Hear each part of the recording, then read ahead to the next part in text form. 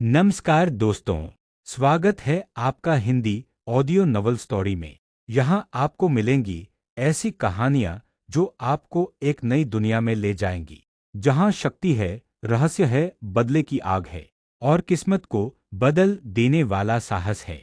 अगर आपको एक्शन पसंद है, अगर आपको रहस्यमयी और रोमांचक ऑडियो नॉवेल सुनना अच्छा लगता है, तो यह चैनल आपके लिए ही बना है।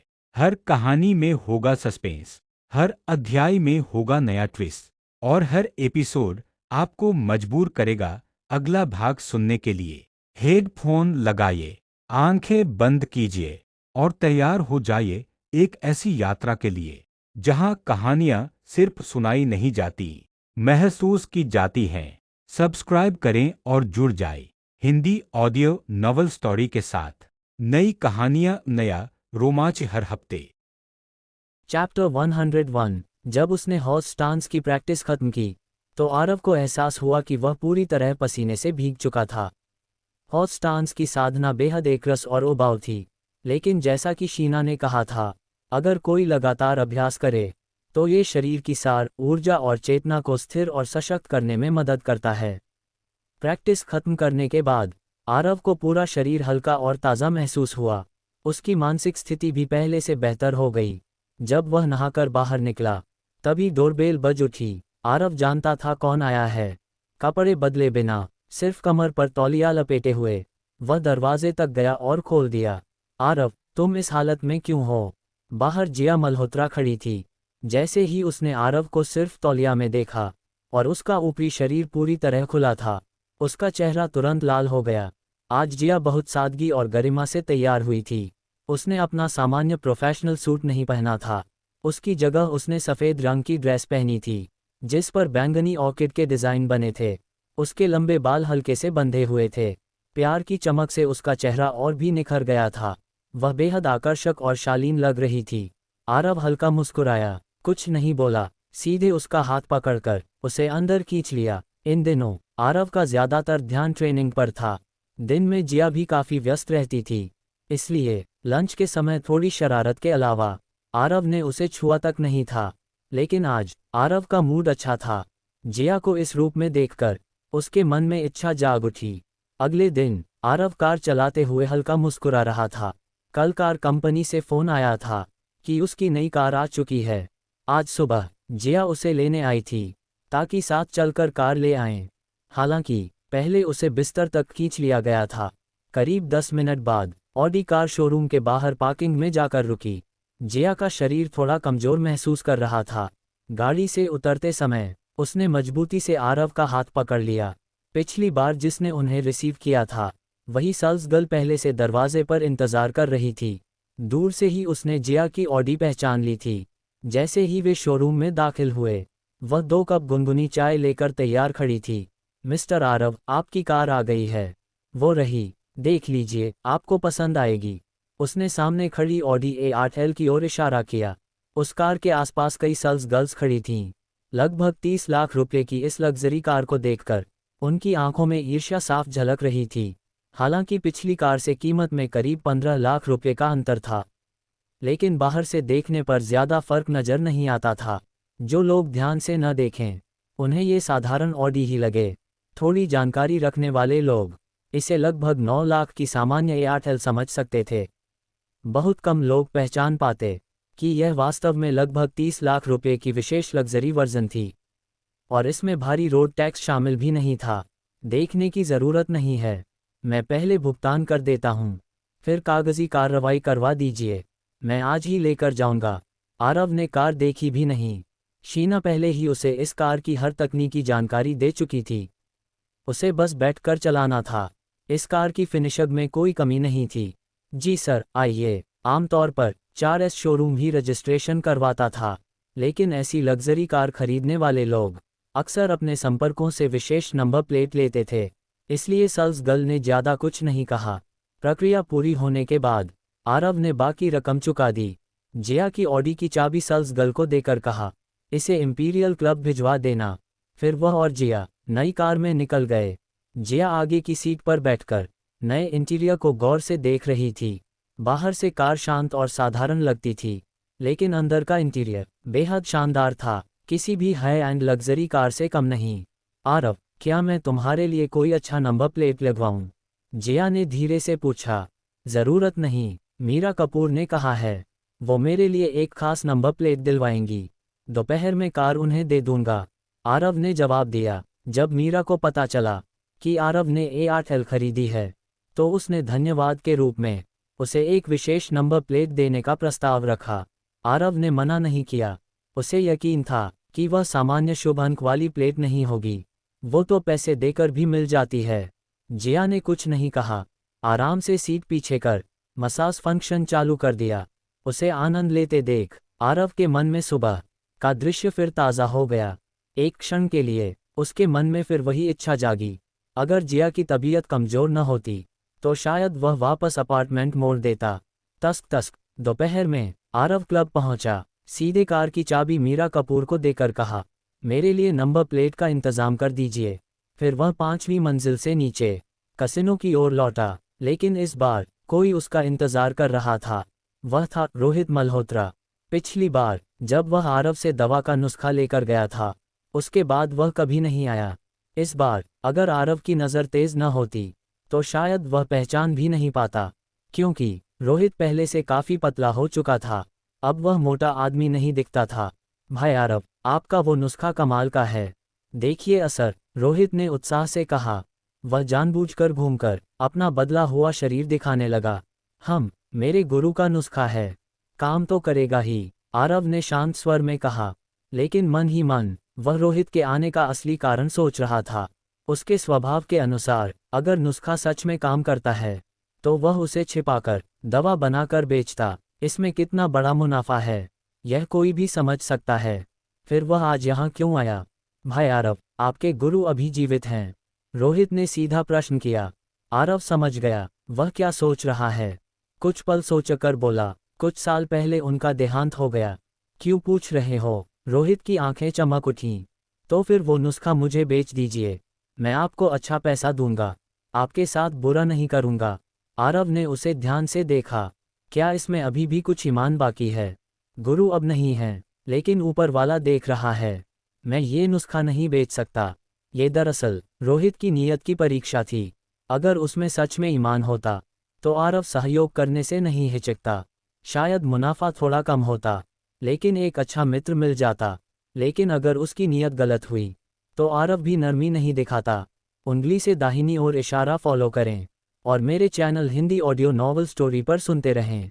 चैप्टर 102। रोहित मल्होत्रा को बिल्कुल भी अंदाज़ा नहीं था कि आरव उसे अंदर ही अंदर परख रहा है। अगर वह आरव की बात मानकर वज़न घटाने वाले नुस्खे को विकसित नहीं करता तो आरव खुद आगे बढ़कर उससे साझेदारी करता। लेकिन अगर वह पीछे से चुपचाप दवा तैयार करने की कोशिश करता तो सब कुछ आरव की योजना के अनुसार ही चलता। भाई आरव, मैं इस नुस्खे के लिए 8 करोड़ रुपए देने को तैयार हूँ। अब भी नहीं बेचेंगे? रोहित के मन में कोई ईमान नहीं था। वह नुस्खा इसलिए खरीदना चाहता था ताकि भविष्य की किसी भी परेशानी को खत्म कर सके। अगर नुस्खा उसके नाम हो जाता तो भविष्य में कोई समस्या आने पर वह सीधे आरव को जिम्मेदार ठहरा सकता था। इसलिए उसने कीमत बढ़ाकर 3 करोड़ और जोड़ दिए। नहीं बेचूंगा, आरव का जवाब वही रहा। चेहरा ठंडा, तो 10 करोड़, रोहित ने दांत भींचकर और बड़ा लालच सामने रखा। अब और मत कहो, मैं नहीं बेचूंगा। आरव की आवाज़ और ठंडी हो गई, लेकिन उसकी आंखों में एक हल्की प्रतीक्षा झलक रही थी। ठीक है, अगर आप नहीं बेचना चाहते तो मैं ज़बरदस्ती नहीं करूंगा, मैं चलता हूँ। रोहित को अफसोस तो हुआ, लेकिन वह ज़्यादा नहीं बोला और चला गया। जाते समय उसकी आंखों को देखकर आरव ने मन ही मन आह भरी। वह समझ चुका था रोहित क्या करने वाला है और उसने भी अपना निर्णय ले लिया। दवा का क्षेत्र आरव को हर हाल में विकसित करना था। यही क्षेत्र सीधे दुबे परिवार पर हमला करने का माध्यम बनेगा। अगर रोहित भरोसेमंद होता तो आरव उसे सामने रखकर खुद पीछे से संचालन करता। वैसे भी रोहित और दुबे परिवार के संबंध अच्छे नहीं थे, लेकिन अफसोस रोहित भरोसे लायक नहीं था। इसलिए आरव ने अपनी मूल योजना पर चलने का निश्चय किया।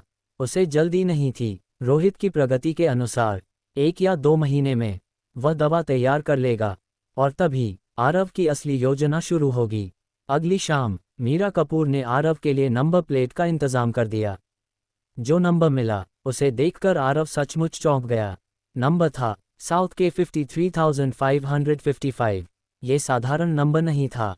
आरव ने तुरंत पहचान लिया, ये नंबर नानजिंग मिलिट्री रीजन की फुजियान डिवीजन से जुड़ा हुआ था। यानी उसकी ऑडी A8L असल में सैन्य पंजीकरण के तहत दर्ज की गई थी। उसे सुखद आश्चर्य हुआ और साथ ही मीरा की असली पहचान को लेकर जिज्ञासा भी बढ़ गई। अगर उसके पास इतनी क्षमता नहीं होती तो वह ऐसा वादा कभी न करती। एक और बात स्पष्ट थी, जिसने हुआन पुदोंग को फंसाया था उसकी पहचान साधारण नहीं थी। मीरा भी उसे पूरी तरह बचा नहीं पाए। तो आरव क्यों पत्थर से अंडा टकराए? कैसा है, क्या इसे एहसान चुकाना माने? मीरा ने चाबी उसकी ओर उछाली और मुस्कुराते हुए पूछा, तुम्हारा एहसान पहले ही उतर चुका है। आरव की निगाहें मीरा के लाल होंठों पर टिक गईं। संकेत साफ था, मीरा का चेहरा हल्का गर्म हो गया। जितना अधिक वह आरव के साथ समय बिताती उतना ही उसे महसूस होता कि उसके अंदर एक अजीब सा आकर्षण है। वह समझा नहीं पाती थी, लेकिन वह बेहद खींचने वाला था। मन को स्थिर करके मीरा ने गंभीर होकर पूछा, आरव क्या तुम मेरी एक और मदद कर सकते हो? उसकी आवाज़ सुनते ही आरव समझ गया, मामला साधारण नहीं है। क्या मदद? राजधानी में कोई तुमसे मिलना चाहता है। क्या तुम मेरे साथ चलोगे? चिंता मत करो, तुम्हारे लिए अच्छा ही होगा। राजधानी यानी देश की राजधानी? आरव ने सोचा, फिर पूछा, थोड़ा संकेत दे सकती हो ताकि मैं मानसिक रूप से तैयार रहूं? मेरे दादाजी। ये कहते समय मीरा की आंखों में आदर साफ दिखा। आरव ने वह बदलाव पकड़ लिया। वह समझ गया, जिससे मिलने जा रहा है वह साधारण व्यक्ति नहीं। अब क्या मैं मना कर सकता हूँ? क्या करोगे? आरव हल्का मुस्कुराया, शायद नहीं, लेकिन थोड़ा और बता दो। कहीं ऐसा ना हो कि मैं बुरी तरह फंस जाऊं। मीरा का चेहरा हल्का लाल हो गया। शायद तेजस ने दादाजी से कुछ कह दिया, या तुमने उससे कुछ कहा होगा। अभी दादाजी को लगता है कि हम दोनों साथ हैं, इसलिए वो तुम्हें देखना चाहते हैं। आरव को आश्चर्य नहीं हुआ, वह पहले ही अंदाज़ा लगा चुका था। कल सुबह निकलते हैं, फ्लाइट लगभग 2 घंटे की है। अगर जल्दी चलें तो दोपहर से पहले पहुंच जाएंगे। आरव ने सिर हिलाया, फिर पूछा, तो मैं किस पहचान से जाऊं? जैसा तुम चाहो। मीरा ने उसे घूरा और चली गई। उसने भले कुछ न कहा हो, लेकिन जवाब साफ था। अगली सुबह आरव ने नया प्रशिक्षण सत्र शुरू किया। सीधे 3 गुना छद्म गुरुत्व क्षेत्र में नहीं गया, पहले 2 गुना क्षेत्र में अनुकूलन किया। जैसा शीना ने कहा था, उसे स्थिरता की कमी नहीं, बल्कि सार, ऊर्जा और चेतना के संतुलन की आवश्यकता थी। मजबूत आधार सबसे जरूरी था। करीब 8 बजे वह मीरा के अपार्टमेंट पहुंचा। दूर से एक बेहद सुसंस्कृत युवती खड़ी दिखाई दी। पास पहुंचते ही आरव की आंखें क्षण भर के लिए ठहर गईं। वह मीरा थी। उसके वाइन रेड धुंधराले बाल अब सीधे और काले थे, चेहरे की चंचलता गायब, आंखें निर्मल। उसने सफ़ेद लंबी ड्रेस पहनी थी, नीचे से सिर्फ जूते का थोड़ा हिस्सा दिख रहा था। वह पूरी तरह बदली हुई लग रही थी। ये परिवर्तन इतना बड़ा था कि आरव कुछ क्षण के लिए चुप रह गया। क्या हुआ? पहचाना नहीं? मीरा मुस्कुराई। एक पल में उसकी आंखें फिर मोहक हो उठीं। थोड़ा मुश्किल हुआ, आरव ने ईमानदारी से कहा। मीरा संतुष्ट होकर गाड़ी में बैठ गई। आरव ने कार स्टार्ट की और सूर्यानगर एयरपोर्ट की ओर बढ़ गया। यह आरव की पहली उड़ान थी, लेकिन उसके शांत स्वभाव को देखकर कोई नहीं कह सकता था। जैसे ही विमान ने उड़ान भरी, भारहीनता का तेज एहसास हुआ। दोनों फर्स्ट क्लास में बैठे थे। सीट आरामदायक थी, एयर होस्टेस भी विनम्र और आकर्षक, और बगल में बैठी मीरा, आकर्षण और पवित्रता का अनोखा मिश्रण। अचानक मीरा बोली, एक बात, राजधानी पहुंचकर मुझे मीरा या दीदी मत कहना। यहाँ मैं इस नाम से जानी जाती हूँ। तो क्या कहूँ? यशिका। आरव ने उसकी ओर देखा। ये नाम तुम पर सूट करता है, आज के रूप में तो बिल्कुल, और बाकी दिनों में तब मीरा ही बेहतर है। आरव हंस पड़ा। मीरा झुंझलाई। फर्स्ट क्लास में कम लोग थे, इसलिए किसी ने आपत्ति नहीं की। उंगली से दाहिनी ओर इशारा फॉलो करें और मेरे channel Hindi audio novel story पर सुनते रहें। चैप्टर 103। 2 घंटे की यात्रा जल्दी ही खत्म हो गई। एयरपोर्ट से बाहर निकलते ही एक लैंड रोवर उनके सामने आकर रुकी। उसकी नंबर प्लेट सैन्य A सीरीज की थी। नंबर देखकर आरव भीतर ही भीतर चौंक गया। ये नेशनल मिलिट्री साइंसेज अकादमी की गाड़ी थी। स्पष्ट था, मीरा की पहचान इससे जुड़ी हुई है। गाड़ी से एक हैंडसम युवक उतरा। वह आरव से कुछ साल बड़ा था, लेकिन उसका शरीर तेजस से भी ज्यादा भारी और मजबूत था। बिना बाजू वाली टाइट टी शर्ट में उसकी भुजाएं आम आदमी की जांघ जितनी मोटी लग रही थीं। नीचे मिलिट्री पैंट। स्पष्ट था, वह सेना से जुड़ा है। आरव ने एक नज़र डाली और लगभग पहचान समझ गया। उस युवक और मीरा के चेहरे में 60 से 70% समानता थी, खासकर भौहों के बीच। दीदी, आप आ गईं। युवक की आंखें चमक उठीं। आर्यन, तुम और मजबूत हो गए हो। मीरा की आवाज में स्नेह झलक रहा था। आर्यन ने सिर खुजलाया। दादाजी ने मुझे आपसे मिलने नहीं भेजा था, वरना मैं खुद सूर्यानगर आ जाता। फिर उसने आरव की ओर देखा। आप आरव हैं, सही? हाँ, नमस्ते। आरव ने हाथ बढ़ाया। आर्यन ने हाथ मिलाया, लेकिन उसके हाथ में भारी ताकत थी। सेना में ऐसा हाथ मिलाना आम था। वह आरव की ताकत परखना चाहता था। तेजस से वह आरव के बारे में सुन चुका था। आरव ने हल्की ताकत लगाई। दोनों बराबरी पर रहे। मीरा समझ गई क्या हो रहा है। वह चुपचाप देखने लगी। वह भी जानती थी आरव बहुत अच्छा लड़ता है। वह देखना चाहती थी कौन ज्यादा मजबूत है, आरव या उसका भाई। धीरे धीरे आर्यन का चेहरा गंभीर हो गया। उसने 60-70% ताकत लगा दी, लेकिन आरव का चेहरा बिल्कुल शांत, कोई बदलाव नहीं। आर्यन जन्मजात असाधारण शक्ति वाला था। शुद्ध ताकत की बात हो तो तेजस भी उसकी 70% शक्ति नहीं झेल सकता, लेकिन आरव आसानी से संभाले हुए था। अब आर्यन ने पूरी ताकत लगा दी। 80%, 90%, 100%। उसकी आंखों में आश्चर्य भर गया। आरव की हथेली मानो लोहे की बनी हो, हिली तक नहीं। मीरा भी स्तब्ध थी। पूरे सैन्य क्षेत्र में आर्यन की भुजा शक्ति अद्वितीय थी।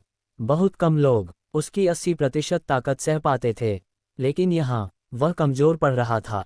आप बहुत मजबूत हैं, आर्यन ने कहा। क्या मैं आपकी ताकत महसूस कर सकता हूँ? जरूर, आरव ने सिर हिलाया। असल में वह भी आर्यन की ताकत से प्रभावित था। शीना की गणना के अनुसार आर्यन की भुजा शक्ति कम से कम 180 से 200 अंक के बीच थी।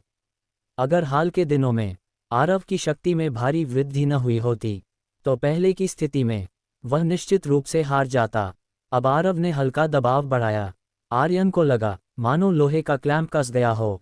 उसकी हथेली मुड़ने लगी। जोरों से आवाज आई। आरव ने मात्र 10 अंक बढ़ाए थे, फिर अचानक कई दर्जन अंक और जोड़ दिए। मुट्ठी कस दी। आर्यन को लगा हड्डियां टूट जाएंगी। तीव्र दर्द, लेकिन अगले ही क्षण आरव ने हाथ छोड़ दिया। आर्यन ने गहरी सांस ली। अगर इस ताकत का मुक्का पड़ा तो क्या होगा? उसने भीतर सोचा। मैं हार मानता हूँ। आपकी ताकत डरावनी है, तुम भी कमजोर नहीं हो। अब तक मिले लोगों में सबसे ताकतवर तुम हो, आरव ने ईमानदारी से कहा। वह सच में प्रभावित था।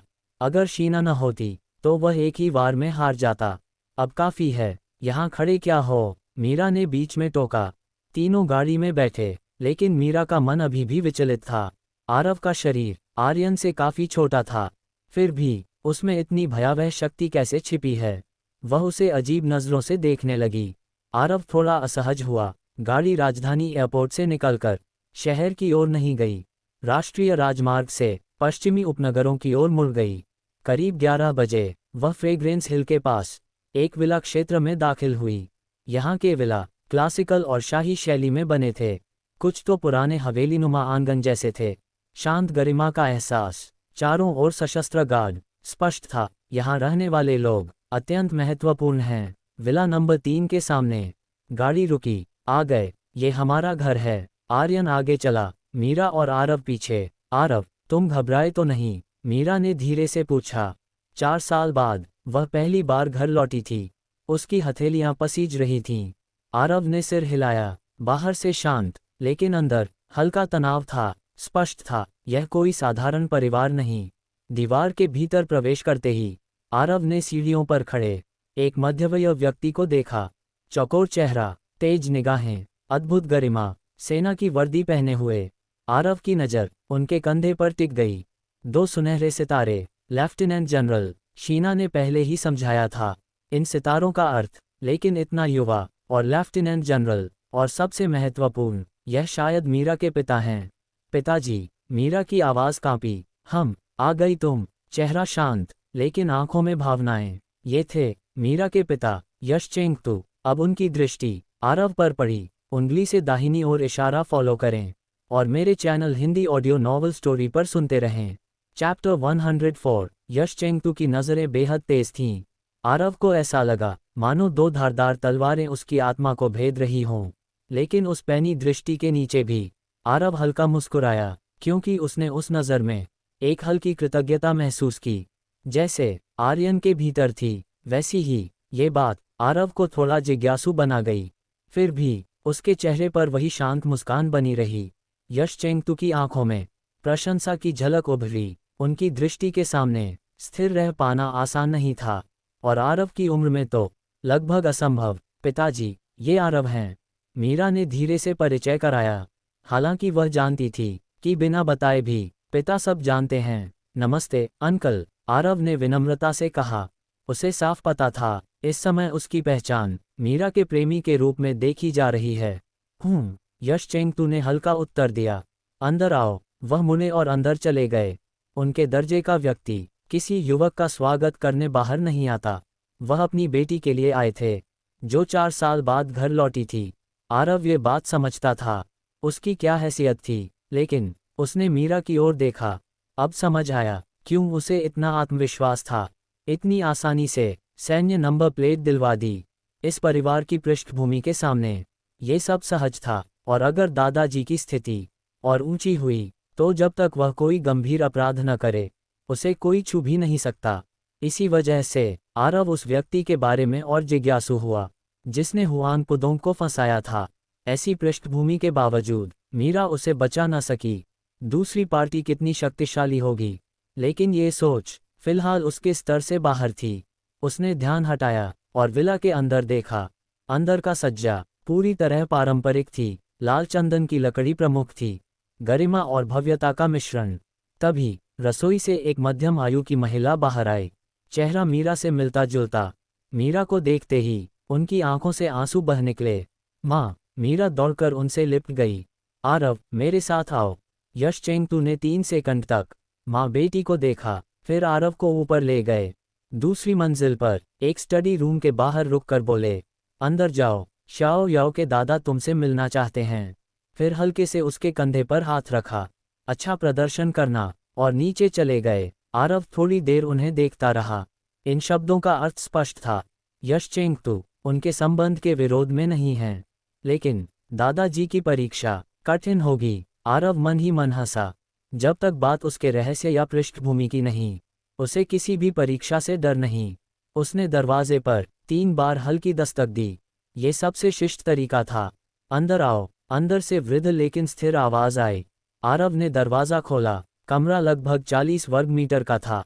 दोनों दीवारों पर कस्टम लाल चंदन की बुकशेल्फ, बीच में 2 मीटर लंबा 1 मीटर चौड़ा सैन्य अभ्यास सैंड टेबल, पीछे पुरानी चंदन की मेज, ऊपर दीवार पर एक सुलेख। शांति में उत्कर्ष, हस्ताक्षर नहीं। सैंड टेबल के पीछे एक सफेद बालों वाले वृद्ध खड़े थे। शरीर पतला लेकिन रीढ़ सीधी जैसे देवदार का पेड़। चेहरा गंभीर। ये थे राष्ट्रीय सैन्य विज्ञान अकादमी के मानद अध्यक्ष ये नानलिंग। उन्होंने आरव की ओर ध्यान नहीं दिया। हाथ में लाल झंडा था। सैंड टेबल पर लाल और नीले झंडों की तैनाती स्पष्ट था। रणनीतिक स्थिति का विश्लेषण। आरव चुपचाप दूसरी ओर खड़ा हो गया। 10 मिनट बीत गए। अंततः ये नानलिंग ने सिर उठाया, लेकिन जब उन्होंने देखा कि आरव पूरी गंभीरता से सैंड टेबल देख रहा है, तो उनकी रुचि बढ़ी। युवक, क्या तुम इस सैंड टेबल की स्थिति समझ सकते हो? आरव तुरंत नहीं बोला। 10 सेकंड बाद सिर हिलाया। थोड़ा। असल में वह इस समय शीना के साथ रणनीतिक चर्चा के अहम बिंदु पर था। लाल पक्ष की स्थिति कैसी है? सैंड टेबल पर लाल झंडे कम थे, लगभग नीले से घिरे हुए। अगर कोई सहायता नहीं है, तो लाल पक्ष निश्चित रूप से हार जाएगा, आरव ने स्पष्ट कहा। ये नानलिंग ने लाल बैकअप झंडा उठाया। ये सहायता है। अब क्या करोगे ताकि हानि कम से कम हो? आरव ने झंडा लिया। शीना के निर्देशानुसार उसे ऊंचाई वाले ढलान पर रखा, जहां नीले कम थे। पहले क्षण ये नानलिंग निराश हुए, लेकिन अगले ही पल उनकी आंखों में अविश्वास उभरा। उन्होंने तुरंत रणनीतिक परिवर्तन देख लिया। अच्छा कदम। 3 बार प्रशंसा, ये कैसे समझा? आरव मुस्कुराया, संयोग था, सोचा नहीं था कि सच में टूट जाएगा। ये नानलिंग पूरी तरह आश्वस्त नहीं हुए, लेकिन आगे नहीं बढ़े। याओ वापस आए। जी, बाहर हैं। अच्छा, उन्होंने तुरंत बाहर जाने की जल्दबाजी नहीं की। साइड टेबल पर रखी गो बोर्ड की ओर इशारा किया। ये खेलना आता है, थोड़ा अच्छा नहीं हूँ। वास्तव में आरव को गो खेलना नहीं आता था, लेकिन उसे चिंता नहीं थी। शीना मौजूद थी, भविष्य की सुपर एआई। उसे विश्वास था, ये नानलिंग उसे हरा नहीं सकते। युवा को विनम्र होना चाहिए, लेकिन स्वयं को कम मत आंको, ये नानलिंग ने शांत स्वर में कहा। उन्हें लगा, सैंड टेबल समझने वाला युवक गो में भी दक्ष होगा। उंगली से दाहिनी ओर इशारा फॉलो करें, और मेरे channel Hindi audio novel story पर सुनते रहें। चैप्टर 105। ये नानलिंग की गो की क्षमता अत्यंत प्रबल थी। शीना के मूल्यांकन के अनुसार वह लगभग नॉट डाउन ग्रैंड मास्टर स्तर पर थे। उनकी चालें स्थिर थीं, मजबूत नींव, गहरी गणना। भले ही आरव के पास भविष्य की कृत्रिम बुद्धिमत्ता शीना थी, फिर भी शुरुआती चरण में वह उन्हें दबा नहीं पा रहा था। ये दर्शाता था उनकी क्षमता कितनी भयानक है। ये नानलिंग भी चकित थे। उन्होंने नी वेपिंग, ली चांगगाओ और लिंग गुआंगई जैसे शीर्ष खिलाड़ियों के साथ खेला था। हर किसी की अपनी शैली थी, कोई स्थिर, कोई आक्रामक, कोई लचीला, लेकिन आरव कभी दुर्ग जैसा अटल, कभी असामान्य रूप से प्रचंड, कभी रेशम में छिपी सुई जैसा सूक्ष्म।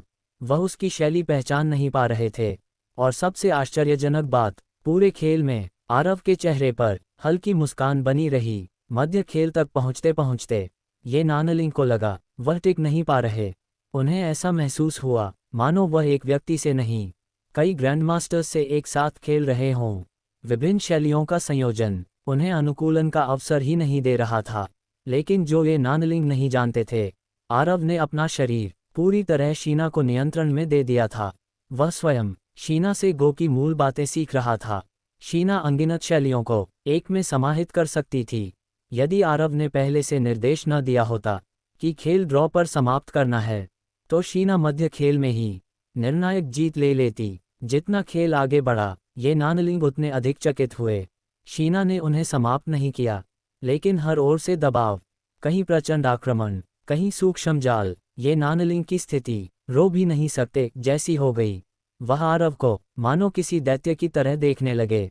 इतनी कम उम्र, इतनी विविध शैली, इतनी गहराई, सैंड टेबल की रणनीति, तेजस द्वारा बताई गई मार्शल क्षमता, सब जोड़कर देखें तो ये युवक दुर्लभ प्रतिभा था। अचानक ये नानलिंग को लगा, ये लड़का उन्हें अच्छा लग रहा है। मैं बूढ़ा हो गया हूँ, लगता है हार माननी पड़ेगी। उन्होंने मध्य खेल में ही पराजय स्वीकार कर ली। आरव ने तुरंत शरीर का नियंत्रण वापस लिया। छोटे दू, तुमने ये खेल किससे सीखा? अब संबोधन बदल चुका था, चेहरे पर मुस्कान। शतरंज की पुस्तक से सीखा, कुछ विशेष नहीं, आरव ने विनम्रता से कहा।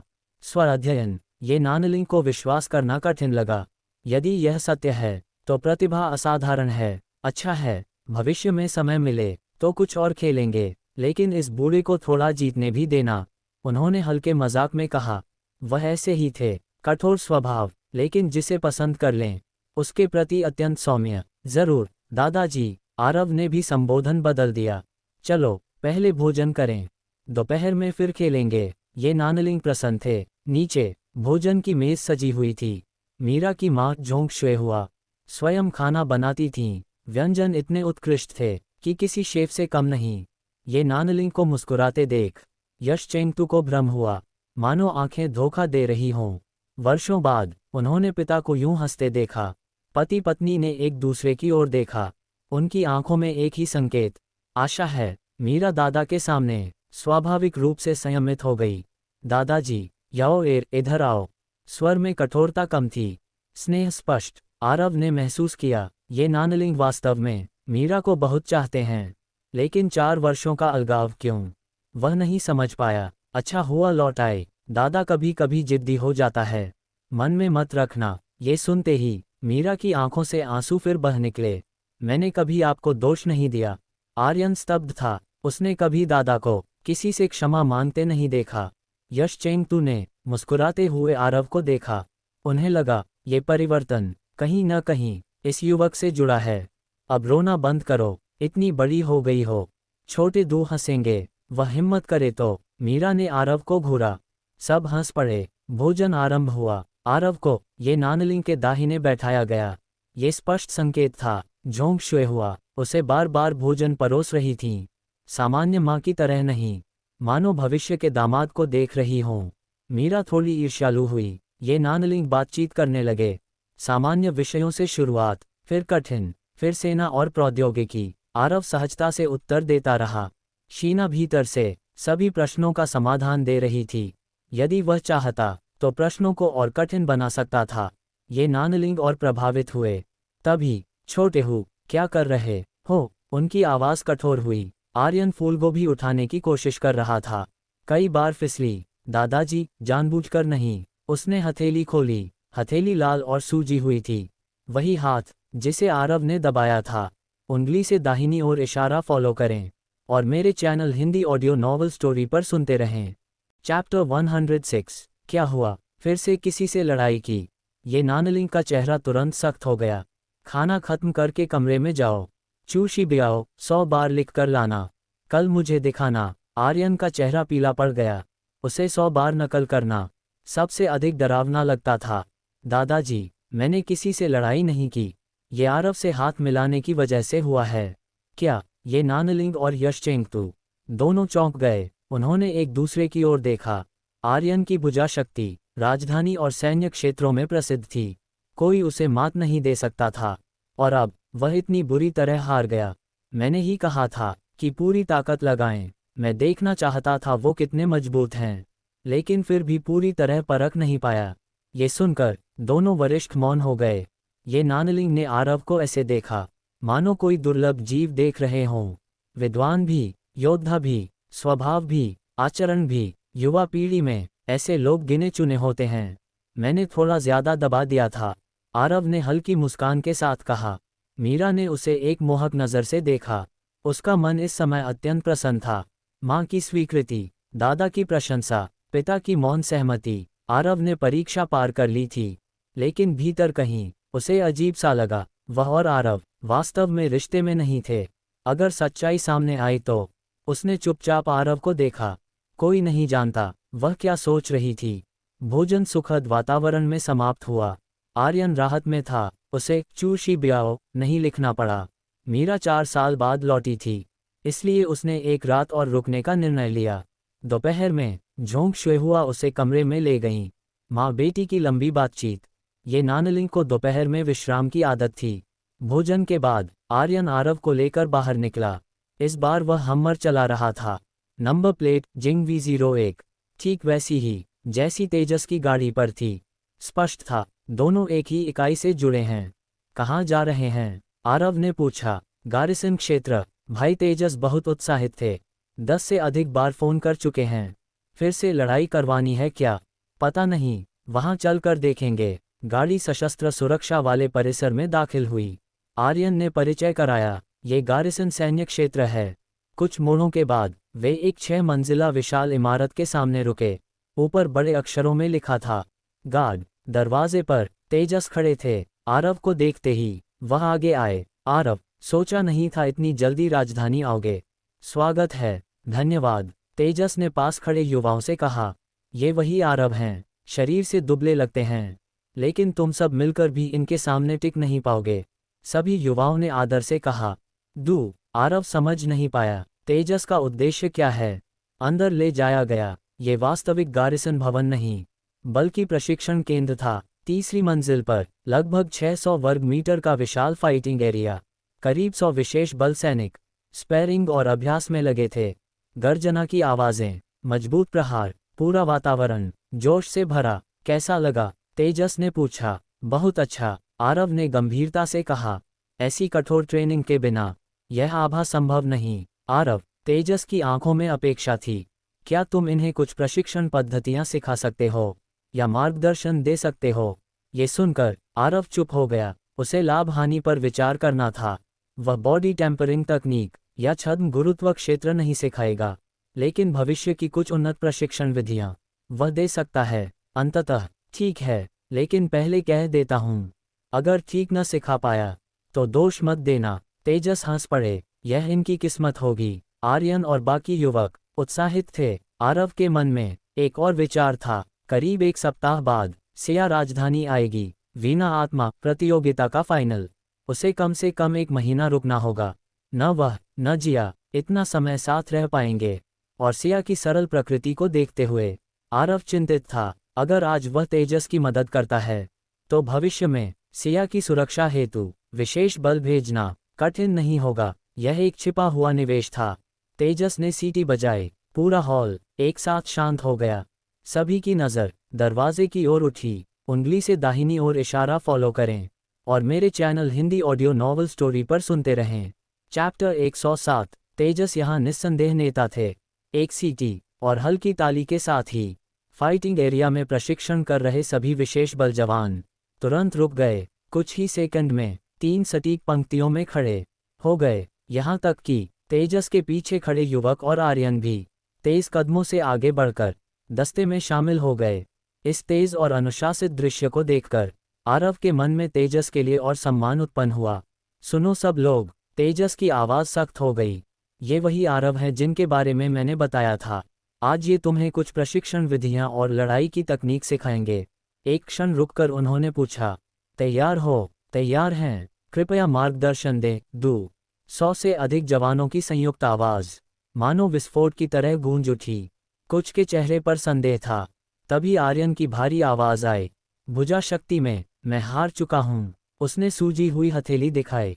क्षण भर में सभी संदेह समाप्त। तेजस की आंखों में भी सम्मान और बढ़ गया। चलो शुरू करते हैं। आरव आगे बढ़ा। उसने 10 किलो के 2 डंबल उठाए। पहले एक प्रशिक्षण विधि सिखाता हूँ। डंबल के साथ ताइची जैसी संरचना है, लेकिन 1 महीने में शारीरिक क्षमता कम से कम 30% बढ़ा सकती है, विशेषकर विस्फोटक शक्ति। सब ध्यान से देखने लगे। आरव ने अभ्यास शुरू किया। वास्तव में ये 2475 ईस्वी में विकसित नवीन व्यायाम प्रणाली थी। ताइची से विकसित, लेकिन नर्म नहीं बल्कि प्रचंड। 10 किलो के डंबल उसके हाथों में हल्के प्रतीत हो रहे थे। हर मूवमेंट के साथ हल्की सी हवा चीरती ध्वनि। 2 मिनट में पूरा सेट। उसकी सांस सामान्य। तुरंत जोरदार तालियां। आरव ने हाथ उठाकर रोका। पहले 10 किलो से अभ्यास करो, फिर वजन बढ़ाओ। जितना भारी उतनी अधिक प्रगति। तेजस ने पूछा, तुम कितना वजन संभाल सकते हो? आरव मुस्कुराया, अभी राज है। अगर तुम में से कोई 80 किलो से पूरा सेट कर ले तो बता दूंगा। वह 80 किलो वाले विशेष डंबल की ओर बढ़ा। सभी ने सांस रोक ली। 80 किलो, एक सामान्य आदमी के वजन जितना। आरव ने उठाया। गति थोड़ी भारी थी, लेकिन मूवमेंट स्थिर। 10 किलो और 80 किलो में धरती आसमान का अंतर, लेकिन उसके हाथों में दोनों समान प्रतीत हुए। अंत में उसकी सांस थोड़ी तेज हुई, फिर तालियों की गड़गड़ाहट। अब उनकी आंखों में केवल सम्मान था। कौन पहले सीखेगा? मैं। तेजस आगे आए। 2 बार सिखाने के बाद उन्होंने 80% मूवमेंट पकड़ लिया, लेकिन 2 राउंड के बाद उनकी बाहें सुन्न होने लगीं। 10 किलो में ये हालत, 80 किलो, ये केवल वजन का अंतर नहीं, जीवन भर का अंतर था। इसके बाद आरव ने भविष्य की विकसित लड़ाई तकनीकों के कुछ सेट सिखाए। मूल तकनीकों का उन्नत संस्करण। सभी पूरी तरह प्रभावित हो गए। जाने से पहले आरव ने तेजस से एक अनुरोध किया, सिया के बारे में। 1 सप्ताह बाद वह राजधानी आएगी। 1 महीने का ठहराव। तेजस ने तुरंत स्वीकार किया। 2 महिला विशेष बल 24 घंटे सुरक्षा देंगी। आरव संतुष्ट था। 3 घंटे बाद वह और आर्यन विला लौटे। ये नानलिंग ने बुलाया था। मीरा और उसकी माँ बाहर थीं। यश चेंगतू भी नहीं थे। आरव सीधे अध्ययन कक्ष गया। आर्यन प्रशिक्षण केंद्र लौट गया। अब फिर गो का खेल। इस बार आरव स्वयं खेल रहा था। शीना मार्गदर्शन कर रही थी। उसकी समझ हर राउंड में बढ़ रही थी। शुरुआती और मध्य चरण में वह बराबरी कर रहा था। अंतिम चरण में कभी जीत कभी हार।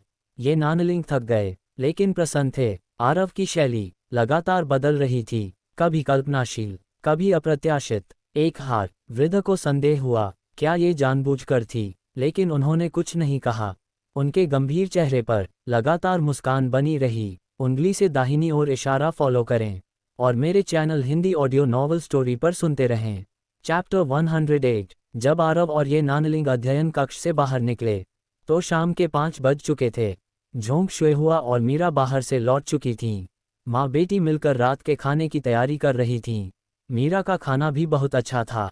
आरव ने पहले कभी चखा नहीं था। इस बार अवसर मिल रहा था। आर्यन और यश चेंगतू भी अभी अभी लौटे थे। घर पहुंचते ही आर्यन उत्साह से दोपहर की पूरी घटना सुनाने लगा। गारिसन प्रशिक्षण भवन, तेजस और अन्य लोगों की प्रशंसा, और आरव की शक्ति। भले उसने बढ़ा चढ़ाकर न कहा हो, लेकिन हर वाक्य में आरव की तारीफ थी। यश चेंगतू अपने बेटे के स्वभाव को जानते थे, और तेजस के भी। दोनों अगर प्रभावित हैं तो बात झूठी नहीं हो सकती।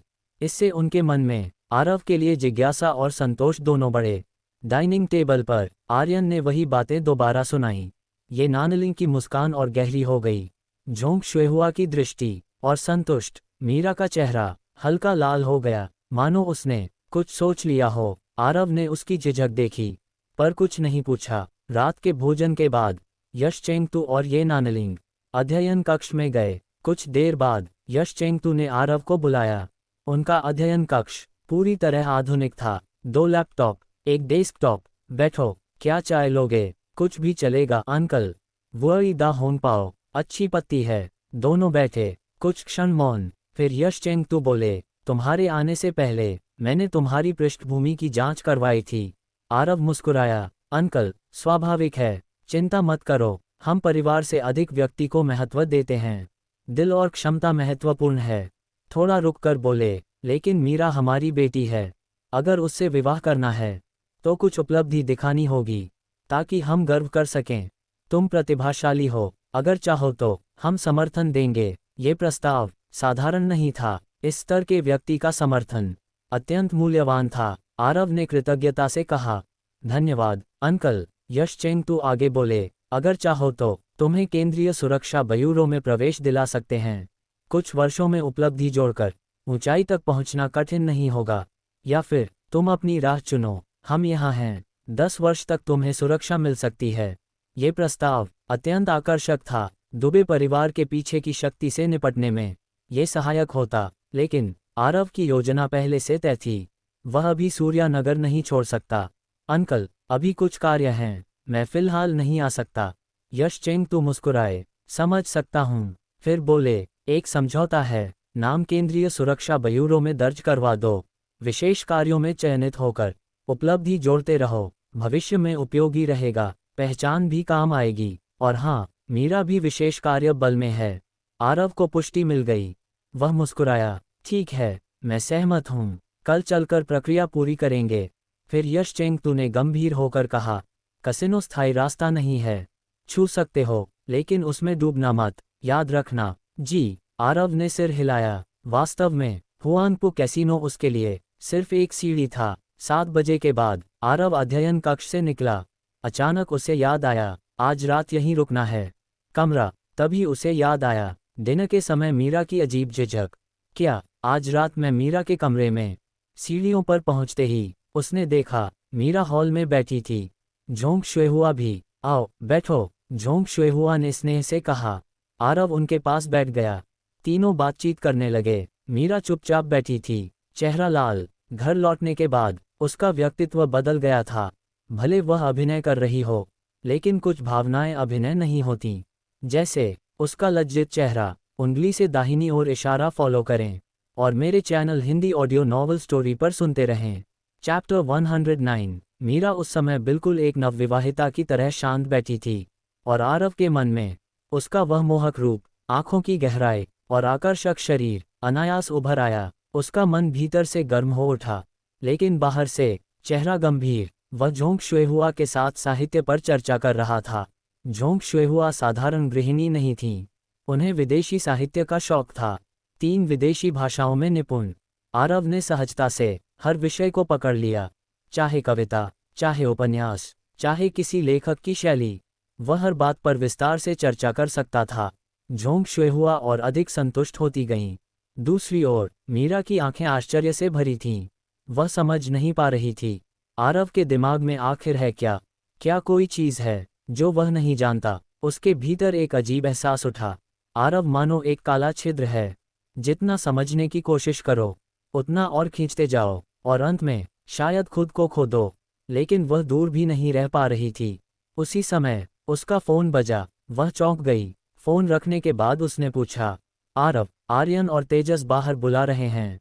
कुछ ड्रिंक के लिए जाओगे? तुम चलोगी? नहीं, तुम जाओ। आरव ने सोचा, नहीं तो मना कर दो, मैं नहीं जाऊंगा। मीरा की आंखों में क्षण भर के लिए भाव बदला। उसने फिर फोन मिलाया, लेकिन तभी बाहर हम्मर की आवाज गूंजी। आर्यन खुद आ गया। दीदी, आरव को भेजो, तेजस भाई ने कहा है। कल ये आधिकारिक रूप से गार्ड ब्यूरो से जुड़ेंगे। आज सब मिल लें। क्या? मीरा चौंक गई। तुम गार्ड ब्यूरो ज्वाइन कर रहे हो? नाम मात्र, आज ही अंकल से बात हुई। मीरा कुछ क्षण सोचती रही। जाओ, सबसे मिलना अच्छा रहेगा, झोंक शुएहुआ ने भी कहा। जाओ बेटा, मैं याओ के साथ हूँ। आरव ने सिर हिलाया। हम्मर में बैठते ही आर्यन ने पूछा, शराब कितनी सह लेते हो? जब तक बारी बारी से न पिलाओ। आर्यन हंस पड़ा। यही प्लान है। लड़ाई में जीत नहीं पाए तो शराब में हराएंगे, बाकी मैं संभाल लूंगा। आरव मुस्कुराया। उसे चिंता नहीं थी। शीना मौजूद थी। जरूरत पड़ी तो वह तंत्रिका प्रणाली को सक्रिय रखेगी। आधे घंटे बाद वे पहुंचे हेवन ऑन अर्थ बार। बाहर 20 से अधिक ऑफ रोड वाहन, सबकी नंबर प्लेट ढकी हुई। स्पष्ट था, अनौपचारिक जमावड़ा है। तेजस बाहर इंतजार कर रहे थे, साथ में दर्जन भर साथी, सभी टाइट शर्ट और जीन्स में। सैनिक आभा, फिर भी स्पष्ट। आरव आ गए। गले मिले। दूसरों ने सम्मान से कहा। भीतर प्रवेश। पहली मंजिल हॉल, दूसरी और तीसरी वीआईपी। कोने में 100 से अधिक जवान, पूरा क्षेत्र घेर रखा था। सभी की निगाहें आरव पर। जयकार गूंज उठी। संगीत दब गया। ग्राहक सहम गए। तेजस ने हाथ उठाया। एक खुशखबरी, कल से आरव आधिकारिक रूप से हमारे संगठन का हिस्सा होंगे।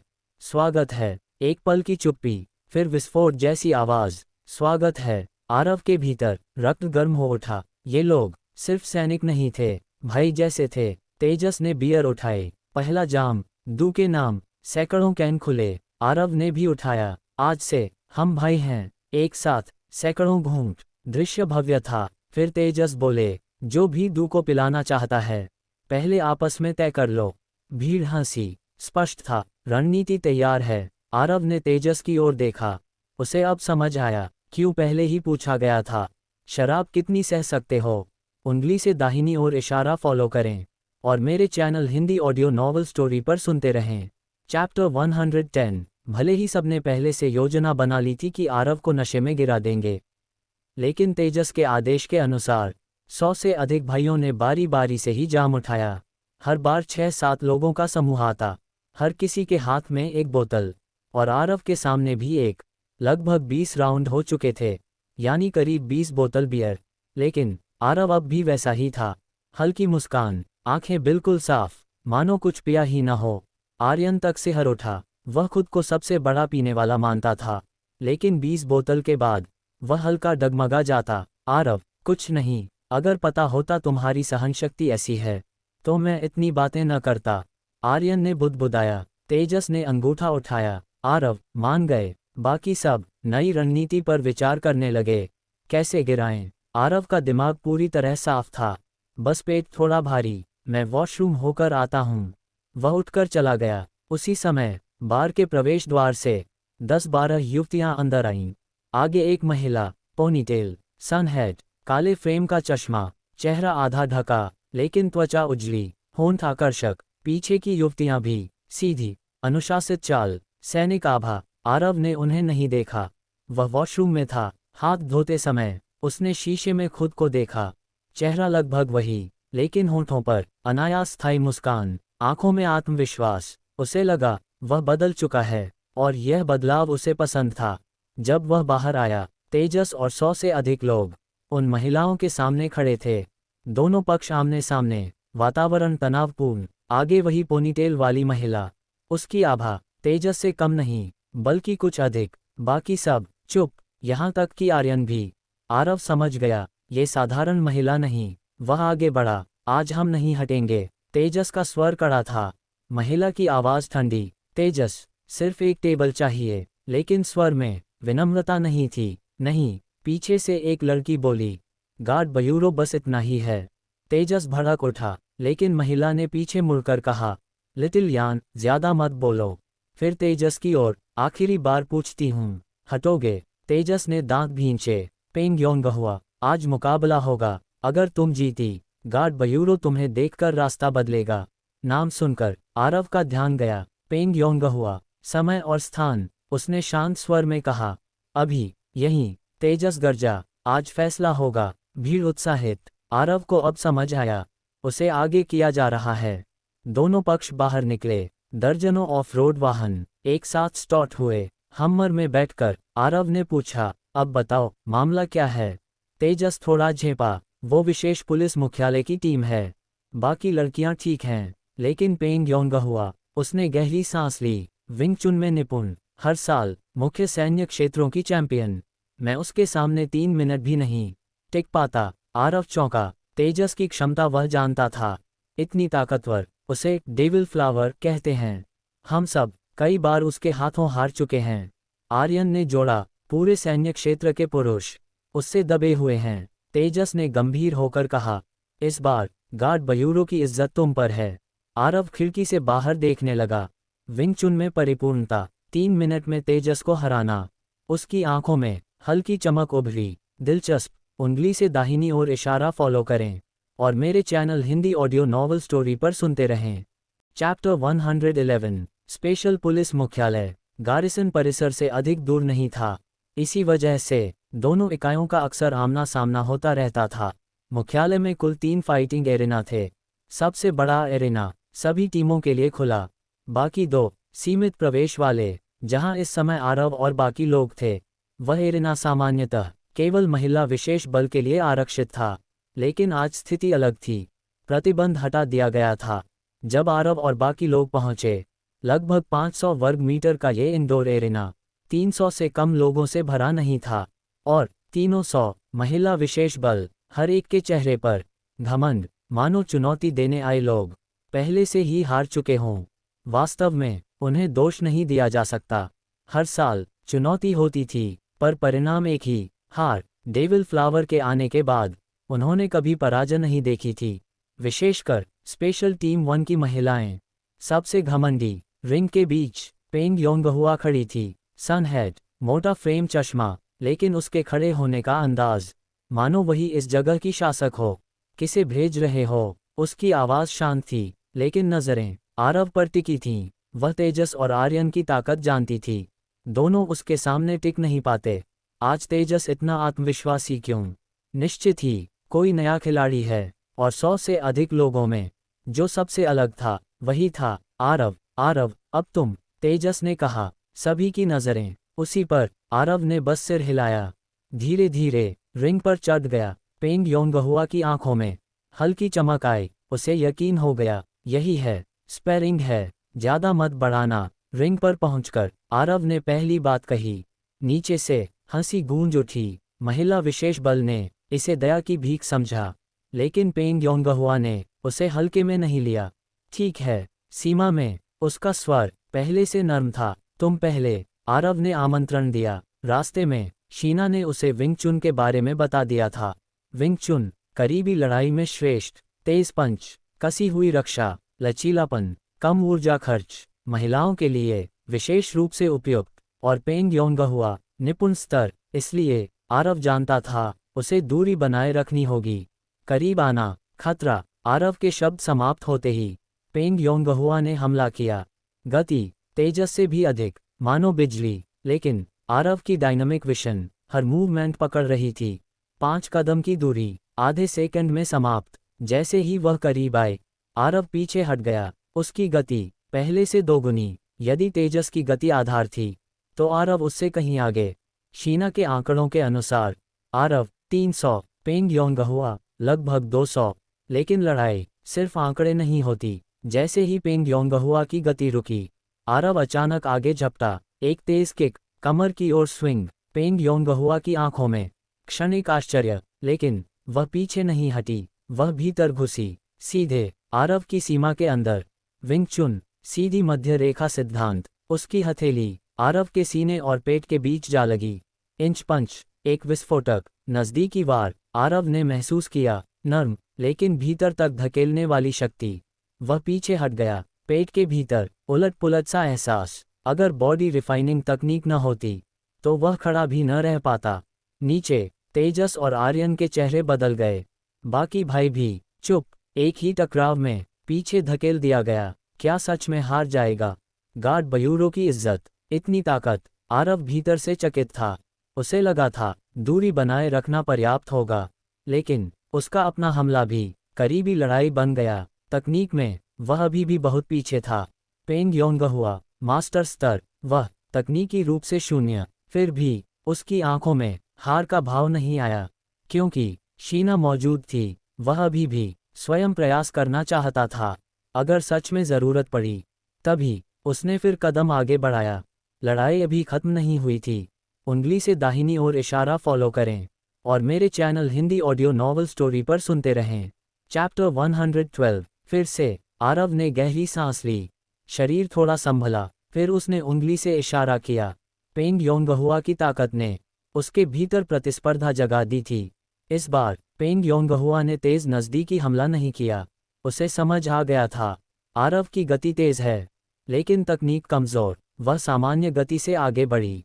रणनीति सही थी। आरव पीछे नहीं हटा। अगर गति से नहीं, तो सामने से। पेंग योंगहुआ पास आए। हथेली मुड़ी। 1 इंच पंच सीधे सीने की ओर। आरव नहीं बचा। उसने पूरी ताकत इकट्ठी की।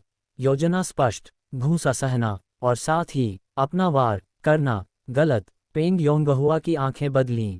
उसने अनुमान नहीं लगाया था कि कोई उसके इंच पंच को झेलकर जवाबी हमला करेगा, लेकिन पहले वार में उसे आरव की मांसपेशियों की कठोरता महसूस हुई थी। वह जानती थी एक वार में उसे गिरा पाना कठिन होगा। इसलिए अंतिम क्षण में उसने तकनीक बदली। एक हाथ से आरव की बांह के अंदर स्लाइड किया, दिशा मोड़ने की कोशिश। दूसरे हाथ से सॉफ्ट पाम, शक्ति को निष्क्रिय करने के लिए। दोहरी रक्षा, रणनीति उत्कृष्ट, लेकिन उसने आरव की मांसपेशियों की सख्ती और भूसे की शक्ति कम आंकी। बांह का वार केवल थोड़ा सा मोड़ पाया। आरव का मुक्का सीधे उसकी हथेली से टकराया।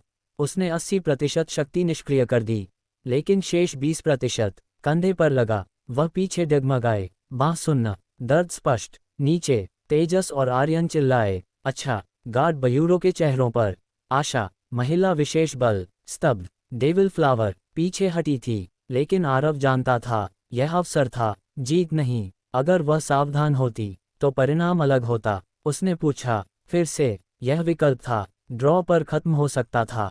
दोनों की प्रतिष्ठा सुरक्षित, लेकिन पेंग योंगहुआ की आंखों में लड़ने की आग थी। जारी। उसे लगा वह जीत सकती है। उसने सीमा पहचान ली है। आरव ने निर्णय लिया। अब शीना। उसने भीतर नियंत्रण सौंप दिया। एक चाल, निर्णायक। ठीक। पेंग योंगहुआ आगे बढ़ी, लेकिन इस बार आरव भी आगे बढ़ा, और गति पहले से दोगुनी। उसकी हथेली की मुद्रा विंग चुन, लेकिन वह शैली जो पेंग योंगहुआ ने केवल अपने गुरु से सुनी थी। प्राचीन विंग चुन। वह चौंकी। अगले क्षण आरव का शरीर अजीब वक्र बनाते हुए सटीक दूरी पर पहुंचा। उसकी उंगलियां उसके गले पर टिक गईं। उसका हमला अभी शुरू भी नहीं हुआ था। अगर दबाव पड़ता, परिणाम घातक। पूरा एरिना मौन। सांसें थम गईं। किसी ने कल्पना नहीं की थी कि पेंग योंगहुआ इतनी असहाय दिखेगी। पेंग योंगहुआ के मन में न निराशा थी, न शर्म, सिर्फ उत्साह। यह प्राचीन विंग चुन स्ली इंच। हाँ। आरव ने हाथ हटाया। मैं हार गई, पूरी तरह। उसकी आवाज स्पष्ट थी। गार्ड बयूरो फट पड़ा। जयकार, गर्व, वर्षों का दबाव टूटा। महिला विशेष बल चुप। कुछ की आंखें लाल। आरव नीचे उतरा। वह भीतर से पेंग योंगहुआ का सम्मान करता था। इतनी कम उम्र में विंग चुन उस स्तर पर। अद्भुत। बाहर निकलकर तेजस फिर से हेवन ऑन अर्थ ले गया। आज का जश्न आवश्यक था। आरव मना नहीं कर सका। इस बार उत्साह दुगुना था। जाम पर जाम। आर्यन भी लगातार पीता रहा। कितनी बोतल? आरव को याद नहीं। अनुमान 100 से कम नहीं। 20 लोग वहीं बेहोश, सब एक दूसरे को सहारा देकर निकले। आरव भी लगभग सीमा पर था। ड्राइव नहीं करना चाहता था, इसलिए पहले ही मीरा को फोन किया था। जब वे बाहर निकले, मीरा वहां खड़ी थी। उंगली से दाहिनी ओर इशारा फॉलो करें और मेरे channel Hindi audio novel story पर सुनते रहें। चैप्टर 113। हमर धीरे धीरे शांगशान की दिशा में बढ़ रहा था। मीरा ड्राइव कर रही थी। आरव ने आर्यन को पीछे की सीट पर लिटा दिया। और खुद आगे बैठ गया। पीछे आर्यन लगभग बेहोश पड़ा था। इतना क्यों पी लिया? मीरा ने हल्की नाराजगी के साथ पूछा। उसकी आवाज़ में अनजानी चिंता थी। सब बहुत खुश थे। थोड़ा ज्यादा हो गया। आरव मुस्कुराया, लेकिन मुस्कान थोड़ी ढीली थी। आर्यन ने कितना पिया? वो तो बचपन से बहुत सह लेता है। 50-60 बोतल तो होंगी। आरव ने अनुमान लगाया, लेकिन यह नहीं बताया कि 20 से ज्यादा बोतलें उसने उसकी जगह खुद पी ली थीं। तो तुमने कितना पिया? मीरा ने तीखी नज़र से देखा। पीछे से आर्यन की टूटी हुई आवाज़ आई। जीजा जी, कमाल, कम से कम 100। हम सब, बारी बारी से। मीरा ने अचानक ब्रेक लगा दिया। 100 बोतल? वह अविश्वास से आरव को देखने लगी। शायद, आरव ने असहज होकर कहा। और तुम अभी भी होश में हो? उसकी आंखों में गुस्सा और चिंता दोनों थे। शायद सहनशक्ति अच्छी है, तो इसलिए इतना पी लिया। किसने कहा था? वह झुंझलाई, लेकिन तुरंत उसका स्वर नर्म हो गया। अब ठीक हो, अगर चक्कर आ रहा है तो लेट जाओ। आरव ने सिर हिलाया। मैं ठीक हूँ, बस नहाना है। शराब की गंध अच्छी नहीं। ये सुनकर मीरा का चेहरा लाल हो गया। कार फिर आगे बढ़ी। करीब 20 मिनट बाद गाड़ी विला के सामने रुकी। रात के 1 बज चुके थे। यश चेंगतू और जोंग शुएहुआ अभी भी जाग रहे थे। जोंग शुएहुआ चिंतित थीं। आरव ने आर्यन को कंधे पर उठाया। दोनों मिलकर उसे कमरे तक ले गए। यश चेंगतू की आंखों में गहरी प्रशंसा थी। उन्हें पहले ही खबर मिल चुकी थी। आरव ने पेंग योंगहुआ को हरा दिया। डेविल फ्लावर, सैन्य क्षेत्र की प्रतिष्ठित योद्धा। और आज, पराजित। ये केवल गार्ड बयूरो की जीत नहीं थी, बल्कि वर्षों का दबाव टूटना था। और फिर 127 बोतल बियर के बाद भी आरव लगभग होश में। ऐसी इच्छा शक्ति असाधारण थी। यश चेंगतू और भी संतुष्ट हुए। आर्यन को कमरे में छोड़कर मीरा को कहा गया, आरव को ऊपर ले जाओ। मीरा का चेहरा फिर लाल हो गया। वह अकेले उसे सहारा देकर सीढ़ियां चढ़ाने लगी। आरव जानबूझकर थोड़ा ढीला हो गया। उसे पता था मीरा क्यों झेप रही है। एक ही कमरे में रात, पहली बार। अगर वह थोड़ा नशे में दिखे तो झिझक कम होगी, लेकिन ढील देते देते वह सचमुच भारी होने लगा। शराब असर कर रही थी। कमरा तीसरी मंजिल पर था, साफ सुथरा। सालों से जोंग शुएहुआ नियमित साफ करती थीं। बस एक चीज अलग थी, आरव के शरीर से आती शराब की गंध। रुको, मैं पानी भरती हूँ। मीरा उसे सोफे पर बैठाकर बाथरूम में गई। 3-4 मिनट बाद लौटी तो देखा आरव आधा सो चुका है। उसने दांत भींचे, फिर कंधे से सहारा देकर उसे बाथरूम तक ले गई। वह लगभग सारा वजन उस पर डाल चुका था। किसी तरह उसे बाथटब के पास बैठाया। आरव, उठो, नहाना है। लंबी नाक की आवाज, और वह सो गया। मीरा झुंझलाए। कहते थे सहनशक्ति अच्छी है। लाचार होकर उसने उसकी शर्ट के बटन खोलने शुरू किए। हर बटन धीरे धीरे, अनायास। एक अजीब भावना उठी, मानो वह अपने नशे में धुतपति के कपड़े उतार रही हो। ये सोचकर उसका चेहरा और लाल हो गया। शर्ट उतर गई और वह ठिठक गई। पुरुष का शरीर उसने पहले कभी इस तरह नहीं देखा था। मांसपेशियां संतुलित, न ज्यादा भारी न कमजोर, मानो तराशी हुई मूर्ति। उसकी उंगलियां क्षण भर को ठहर गईं। कमरे में केवल पानी की हल्की आवाज और उनकी सांसों की धड़कन थी। उंगली से दाहिनी ओर इशारा फॉलो करें और मेरे channel Hindi audio novel story पर सुनते रहें।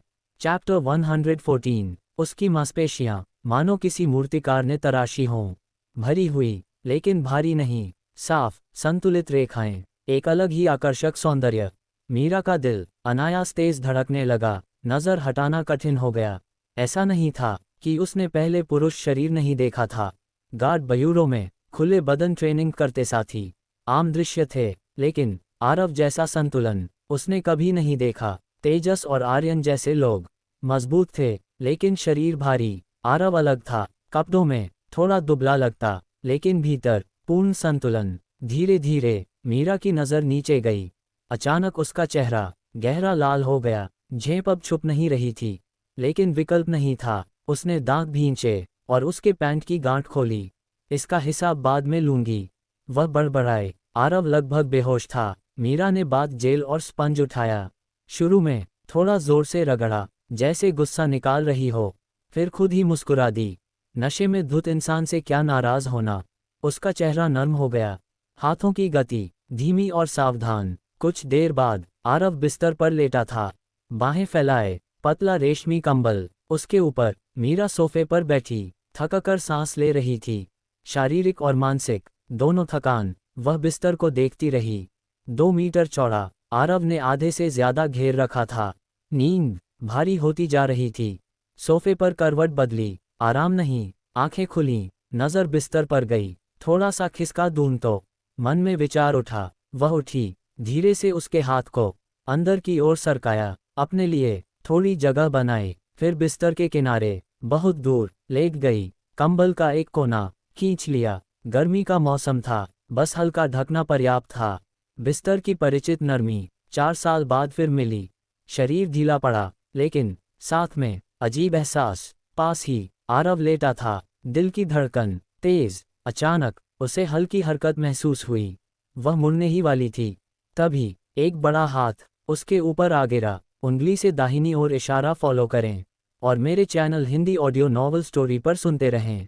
चैप्टर 115। आरव की बाहों की मजबूत पकड़ महसूस होते ही मीरा का चेहरा बदल गया। उसने पूरी ताकत से छूटने की कोशिश की, लेकिन नशे में डूबा आरव उसकी छटपटाहट महसूस ही नहीं कर सका।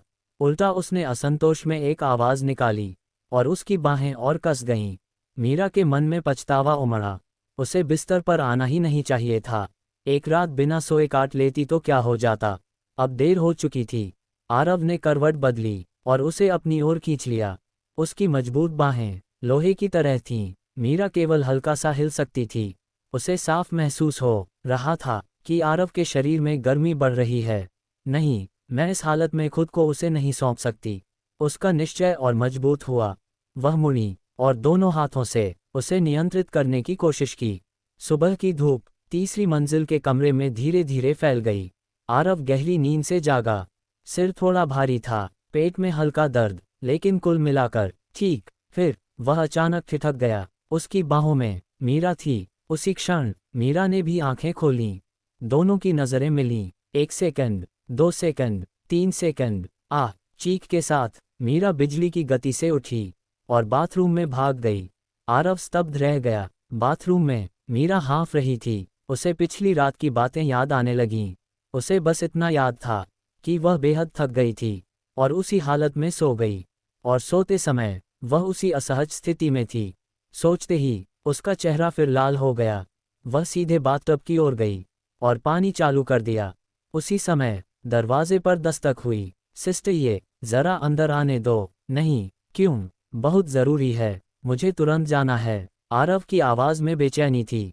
पूरी रात की शराब अब असर दिखा रही थी। मीरा ने संकोच से पूछा, सच में बस 1 मिनट? हाँ, नहीं रुका जा रहा। आखिर उसने दरवाज़ा खोल दिया और तभी उसे याद आया, आरव के कपड़े तो बाथरूम में ही थे।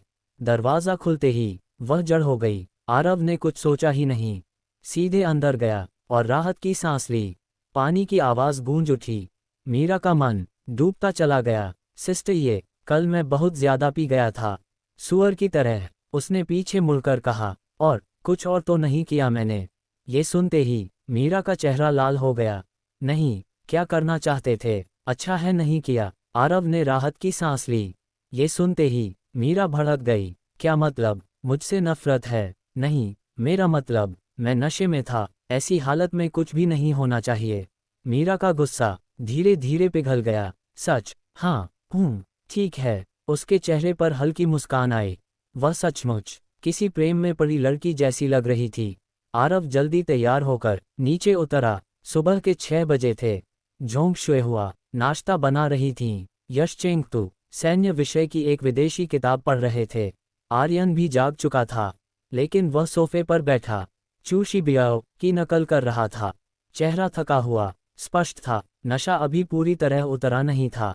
उंगली से दाहिनी ओर इशारा फॉलो करें और मेरे channel Hindi audio novel story पर सुनते रहें। चैप्टर 116। आरव इतनी जल्दी उठ गए? कल इतनी देर तक पीते रहे, थोड़ा और सो लेते। यशचेंगतु ने किताब नीचे रखकर मुस्कुराते हुए कहा। अब उनके व्यवहार में एक स्नेह था। वह आरव को भविष्य के दामाद की तरह देख रहे थे। आदत है अंकल, समय हो जाए तो नींद नहीं आती। अच्छा है, नाश्ता तैयार हो रहा है, पहले बैठो, मैं थोड़ा मॉर्निंग एक्सरसाइज कर लूँ। कल शराब ज्यादा हो गई थी। यशचेंगतु ने सिर हिलाया। ठीक है, तुम्हारे दादाजी बाहर ताई ची कर रहे हैं। आर्यन, तुम भी जाओ। आर्यन तुरंत खुश हो गया। उसी समय मीरा नीचे आई, चेहरा हल्का लाल। पहली बार माता पिता के सामने एक पुरुष के साथ रहने की झिझक। यश चेंगतू ने कहा, याओ, मेरे कमरे से एक नया सूट निकाल देना। आरव पर आर्यन के कपड़े अच्छे नहीं लगते। मीरा के मन में मिठास घुल गई। ये स्पष्ट स्वीकृति थी। ठीक है। बाहर लॉन में ये नानलिंग सफ़ेद कुंग-फू पोशाक में ताइची कर रहे थे। गति कभी धीमी, कभी स्थिर, एक अनुभवी साधक की तरह। उन्होंने हाथ हिलाया। सुना है कल पेंग परिवार की लड़की को हरा दिया। जी, वह बहुत मजबूत है। ये नानलिंग ने सिर हिलाया। 14 साल से एमी पर्वत के विंग चुन मास्टर के साथ प्रशिक्षण। युवा पीढ़ी में कोई उसका मुकाबला नहीं कर पाया। और तुमने कर दिया। आर्यन उत्साहित होकर बोला। अब गार्ड बयूरो की इज्जत वापस आ गई। ये नानलिंग ने उसे घूरा। वह तुरंत चुप। अच्छा हुआ, बहुत दिनों से वह दबा रही थी। अब संतुलन रहेगा। फिर बोले, तुम लोग अभ्यास करो। आरव ने घोड़े की मुद्रा हॉर्स स्टांस ली। आर्यन हैरान, इतनी ताकत के बाद भी। अब भी बुनियाद। हाँ, आम अभ्यास है। आर्यन ने मुक्केबाजी शुरू की। आरव ने शीना से छद्म गुरुत्वाकर्षण को 3 गुना करने को कहा। अचानक शरीर भारी, मानो पहाड़ दब गया हो। 2 गुना पर वह आराम से टिक सकता था। 3 गुना पर सिर्फ 20 मिनट। पसीना बह निकला, कपड़े भीग गए। जैसे ही गिरने वाला था, उसने शीना से प्रभाव हटाने को कहा। सीधा खड़ा हो गया। आर्यन ने पूछा, इतना पसीना, इतना कठिन है, राज है? आरव मुस्कुराया। नहाने और नाश्ते के बाद वह यश चेंगतू के साथ गार्ड बयूरो मुख्यालय गया। साधारण ऑडी A6, लेकिन सैन्य, 1 नंबर प्लेट। कार्रवाई सरल थी, कुछ हस्ताक्षर, 1 घंटे में काम पूरा। वापस आकर मीरा ने पूछा, मैं कुछ दिन और रुकूंगी। तुम चाहती हो मैं रुकूं या जाऊं? मीरा ने घूरा। तुम्हारी मर्जी। चेहरा फिर लाल। अगर वह रुका, रात फिर वही कमरा। ठीक है, कुछ दिन और सही, जैसा चाहो। वह जल्दी से नीचे चली गई। नीचे आकर आरव ठिठक गया। सोफे पर एक महिला बैठी थी। सनहेड, काले फ्रेम का चश्मा। पेंग योंग हुआ। आर्यन उसे पसंद नहीं करता था। चाय तक नहीं दी। वह शांत बैठी थी। आरव को देखते ही उठी। मुझसे मिलने आए हो? वह सिर हिलाए। आरव, क्या तुम मुझे वह प्राचीन विंग चुन सिखा सकते हो? आरव चौंक गया। उसे उम्मीद नहीं थी। डेविल फ्लावर सीखने आएगी। उंगली से दाहिनी ओर इशारा फॉलो करें और मेरे channel Hindi audio novel story पर सुनते रहें। चैप्टर 117। मैं तुम्हें नहीं सिखाऊंगा, तुम जा सकती हो। आरव ने पेंग योंगहुआ के अनुरोध को सीधे शब्दों में ठुकरा दिया। प्राचीन विंग चुन उसके लिए कोई बड़ी चीज नहीं थी। शीना के पास ऐसी 100 से अधिक प्राचीन मार्शल आर्ट्स थीं। ताई ची और वज्र अर्हत मुट्ठी भी उनमें शामिल थीं। लेकिन आरव कोई संत नहीं था। उसे पेंग योंगहुआ को मजबूत बनाने की कोई बाध्यता नहीं थी। अगर वह सिखा देता तो गार्ड बयूरो के भाइयों के दिल में दरार आ सकती थी। पेंग योंगहुआ ने हार नहीं मानी। अगर तुम सिखाओगे तो पेंग परिवार तुम्हारा एहसान मानेगा। कैसा रहेगा? राजधानी में पेंग परिवार का प्रभाव साधारण नहीं था। पर आरव ने फिर भी मना कर दिया। माफ कीजिए, मैं नहीं सिखा सकता। आर्यन तुरंत बोला, मैं समर्थन करता हूँ। मीरा ने उसे घूरा। चुप रहो। पेंग योंगहुआ शांत स्वर में बोली, मैं राजधानी छोड़ दूंगी, साथ में पेंग परिवार का एहसान भी रहेगा। क्या तब सिखाओगे? आरव ने हल्की मुस्कान के साथ कहा, मैं अकेले निर्णय नहीं ले सकता, मुझे अपने गुरु से पूछना होगा। गुरु सिर्फ एक बहाना था। ठीक है, जो भी निर्णय हो मुझे बताना। वह मुड़ी और चली गई। उसी समय आरव का फोन बजा। अनजान नंबर। कॉल उठाते ही उसकी भौहें सिकुड़ गईं। मीरा समझ गई, कुछ गंभीर हुआ है। क्या हुआ? मुझे तुरंत वापस जाना होगा। तुम जाओ, मैं कुछ दिन बाद आ जाऊंगी। आरव ने कहा, अंकल आंटी और दादाजी से मेरी तरफ से माफी मांग लेना। विमान तेजी से उड़ा और सूर्यानगर के हवाई अड्डे पर उतरा। आरव ने कार निकाली और सीधे कंपनी की ओर निकल पड़ा। फोन तनीश वर्मा का था। परफेक्ट लाइफ का सबक हैक हो गया था। प्लॉट लाइब्रेरी भारी नुकसान में। बैकअप के दौरान हमला हुआ। कई कंप्यूटर वायरस से संक्रमित। एक अजीब वायरस जिसे टेक टीम नहीं समझ पा रही थी। आरव शांत था। शीना, सब रिकवर हो सकता है। प्रिय मास्टर आरव, जब तक हार्ड ड्राइव पूरी तरह नष्ट न हो, सब वापस लाया जा सकता है। मुख्य बात यह नहीं है। मुझे जानना है, पीछे कौन है। परफेक्ट लाइफ की लोकप्रियता तेजी से बढ़ रही थी। तीसरे क्लोज्ड बीटा में 1 लाख से अधिक खिलाड़ी। इतिहास में पहली बार। स्वाभाविक था, प्रतिद्वंद्वी ईर्ष्या करेंगे। ऑडी A8L हाईवे पर लगभग 300 की रफ्तार से दौड़ रही थी। सैन्य नंबर प्लेट के कारण कोई चिंता नहीं। शीना ड्राइव नियंत्रित कर रही थी। आरव सोच रहा था, हमला बैकअप के समय क्यों? क्या अंदर कोई गद्दार है? यह विचार उसे और सतर्क कर गया। क्लियरलिंक इलेक्ट्रॉनिक्स के बाहर तनीश वर्मा और साझेदार इंतजार कर रहे थे, चेहरों पर अपराधबोध। आरव ने कड़ी मुद्रा अपनाई। ये समय था अपनी पकड़ मजबूत करने का। सीईओ आरव, माफ कीजिए, पहले स्थिति देखते हैं। दूसरी मंजिल पर माहौल भारी था। डेवलपर्स चुप बैठे, घबराए हुए। उन्हें नहीं पता था जिस युवा को वे देख रहे हैं वही असली मालिक है। आरव की आंखें ठंडी थीं। अब खेल शुरू होगा। उंगली से दाहिनी ओर इशारा फॉलो करें और मेरे channel Hindi audio novel story पर सुनते रहें। चैप्टर 118। आरव ने तुरंत कंप्यूटर ठीक करना शुरू नहीं किया। वह तनीश वर्मा को लेकर जनरल मैनेजर के ऑफिस में चला गया। प्रेसिडेंट आरव, आपने कहा कंपनी में कोई गद्दार है। तनीश के चेहरे पर अविश्वास था, लेकिन अगले ही पल उसे कुछ याद आया। अगर सच में कोई गद्दार है तो मुझे एक व्यक्ति पर शक है। गौरव मेहता, बताइए। आरव शांत था। आज सुबह जब हम बैकअप ले रहे थे, मैंने उसे बाहर अकेले घूमते देखा। उसका व्यवहार सामान्य नहीं था। ठीक है, उसे निगरानी में रखो। पहले समस्या हल करते हैं। सभी को नीचे भेज दो।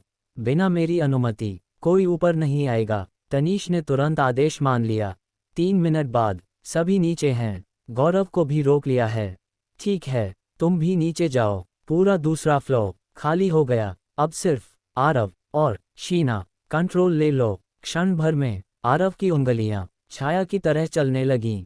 पहले डैमेज्ड फाइल्स रिकवर, फिर वायरस सोर्स खोजा, लोकल नेटवर्क से पूरी सफाई, फिर बैकडोर ट्रेस। सिर्फ 10 मिनट। प्रिय मास्टर आरव, काम पूरा। आरव समझ रहा था वह कमांड्स उसके वर्तमान स्तर से बहुत ऊपर थीं, लेकिन अभी वह सिर्फ परिणाम चाहता था। हैकर मिला नहीं। उसने अस्थायी 3G कार्ड इस्तेमाल किया, फौरन रद्द कर दिया। आरव ने सिर हिलाया, लेकिन मैंने पूरा नेटवर्क डिफेंस अपग्रेड कर दिया है। अब दुनिया के 99% हैकर अंदर नहीं आ पाएंगे। अगर वही दोबारा आया, मैं लोकेशन लॉक कर दूंगी। आरव की आंखें चमक उठीं। उसने तनीश को ऊपर बुलाया, साथ में कुछ साझेदार और गौरव मेहता, दुबला पतला गहरे चश्मे वाला युवक। तुम गौरव हो? हाँ। और आप? ये जानना जरूरी नहीं, बस ये बताओ कंपनी से गद्दारी क्यों की? गौरव का चेहरा बदल गया। मैं समझा नहीं। आरव की आवाज़ ठंडी हो गई। अभी बोलोगे तो आसान रहेगा, वरना पुलिस में दोगा। फ़ोन हाथ में उठाया। गौरव घबरा गया। नहीं, मैं बताता हूँ। तनीश गुस्से में था। मैंने तुम्हें भरोसा दिया था। गौरव झुक गया। सूर्या टेक्नोलॉजी, उन्होंने मुझे पैसे दिए। वही कंपनी जिससे हम डील कर रहे थे। तनीश समझ गया, वही लोग जो पार्टनर बनना चाहते थे। हमने मना किया तो ये हरकत। आरव की आंखें ठंडी पड़ गईं। उनके मालिक का यहाँ प्रभाव है। हाँ, कुछ गुंडे भी भेजे थे। पिछली बार आरव शांत रहा, लेकिन उसकी आवाज़ में लोहे जैसी धार आ गई। सब विस्तार से बताओ। सूर्या टेक्नोलॉजी के बारे में हर जानकारी चाहिए। क्लियरलिंक इलेक्ट्रॉनिक्स उसकी भविष्य की साम्राज्य नींव थी। कोई भी इसे छू नहीं सकता। अब खेल सिर्फ हैकिंग का नहीं था, ये शक्ति का खेल था। उंगली से दाहिनी ओर इशारा फॉलो करें और मेरे channel Hindi audio novel story पर सुनते रहें। अध्याय 119। क्लियरलिंक इलेक्ट्रॉनिक्स जनरल मैनेजर का ऑफिस। आरव जनरल मैनेजर की कुर्सी पर नहीं बैठा। तनीश वर्मा ने उसके लिए कुर्सी खींची थी, लेकिन आरव बगल वाले सोफे पर बैठ गया। आरव नहीं बैठा तो तनीश भी कुर्सी पर बैठने की हिम्मत नहीं कर सका। वह सामने वाले सोफे पर बैठ गया। उसने धीरे से कहा, प्रेसिडेंट आरव, CITIC इलेक्ट्रॉनिक्स का बॉस पहले अंडरवर्ल्ड में था। बाद में उसने इलेक्ट्रॉनिक्स कंपनी शुरू की। उसकी कंपनी इंडस्ट्री में नंबर 1 इसलिए बनी क्योंकि उसने कई गैर कानूनी तरीके अपनाए। आरव की भौं हल्की सिकुड़ी। उसे लगा था मामला सिर्फ कानूनी संपर्कों का होगा, शायद न्याय विभाग में पहचान या प्रशासनिक संबंध, लेकिन अंडरवर्ल्ड से जुड़ाव, यह उसने नहीं सोचा था। कुछ पल चुप रहकर आरव ने पूछा, पिछली बार जब वे हंगामा करने आए थे तब तुमने कैसे संभाला? तनीश ने सच बताया, कंगन का एक कजिन है, वह यहीं के थाने का कैप्टन है। पिछली बार जब गुंडे आए थे तो उसकी मदद से वे लोग पीछे हट गए। आरव जानता था कंगन कंपनी का पार्टनर है, उसके भी शेयर हैं, कंपनी सुरक्षित रहे यह उसके हित में भी है। आरव ने सिर्फ सिर हिलाया। इस बार CITIC इलेक्ट्रॉनिक्स असफल रहा, लेकिन वे रुकेंगे नहीं। अगर क्लियरलिंक बढ़ता रहा तो वे फिर वार करेंगे। मामला आसान नहीं था। कुछ देर बाद आरव बोला, तनीश अभी तुम संभालो, अगर वे फिर आएं तो तुरंत मुझे फ़ोन करना और कंगन के कजिन को एक भेंट भेज देना। उसे कहो इलाके पर नज़र रखे। जी। तनीश ने सिर हिलाया, फिर पूछा, प्रेसिडेंट आरव, गौरव का क्या करें? थाने भेजें या छोड़ दें? आरव की आवाज़ ठंडी थी। थाने भेजो। कुछ दिन अंदर रहे। जो उसके हितों को नुकसान पहुंचाए उस पर वह दया नहीं करता, और गौरव इसकी सज़ा का हकदार था। मामला निपटाकर आरव सूर्यानगर लौट गया। CITIC इलेक्ट्रॉनिक्स को फिलहाल टालना बेहतर था। अगर वे शांत रहे तो वह भी शांत रहेगा, लेकिन अगर उन्होंने कदम उठाया तो वह नरमी नहीं दिखाएगा। अंडरवर्ल्ड मुश्किल था, लेकिन आरव के पास अपने तरीके थे। कानूनी पक्ष उसे संभालना और आसान था। दोपहर के करीब 3 बजे आरव सूर्यानगर पहुंचा। वह पहले इंपीरियल क्लब गया। मीरा कपूर ने करीब 30 साल की एक महिला को कुछ दिनों के लिए कैसीनो की जिम्मेदारी दी थी। वह थोड़ी चंचल दिखती थी, लेकिन उसकी आंखों में तेज था। अगर मीरा ने चुना है तो वह साधारण नहीं होगी। आरव ने निरीक्षण किया, फिर वह बिना चिंता के निकल गया। उसकी अगली मंजिल थी विला नंबर 15। मरम्मत को लगभग 1 महीना हो चुका था। काम अब अंतिम चरण में था। मुख्य ढांचा पूरा था, बस फिनिशिंग और वेंटिलेशन बाकी। इस बार सबसे बड़ा बदलाव बाहर के लॉन में हुआ था। हॉल में भी कुछ बदलाव थे, बाकी कमरे लगभग वैसे ही थे। विला में 2 और आधी मंजिलें थीं। पहली मंजिल पर एक बड़ा हॉल, रसोई घर, 2 बाथरूम, 2 गेस्ट रूम। पहले ये कमरे स्टोर की तरह इस्तेमाल होते थे, अब नहीं। एक कमरा उच्च गुणवत्ता वाली चंदन की लकड़ी से बना। पीछे की दीवार हटाई गई, वहां फ्लोर टू सीलिंग ग्लास लगाया गया। धूप सीधे अंदर आए। ये कमरा उसकी मां के लिए था। हवा शुद्ध, पर्यावरण शांत, व्हीलचेयर के लिए आसान रास्ता। दूसरा कमरा नस सविता और नंदिनी राव के लिए था। दूसरी मंजिल पर 5 कमरे, एक छोटा हॉल, सिया के 2 कमरे, एक बेडरूम, एक पियानो रूम, जिया मल्होत्रा के भी 2 कमरे, एक बेडरूम, एक स्टडी। इनमें कोई बदलाव नहीं हुआ, वे सीधे आकर रह सकती थीं।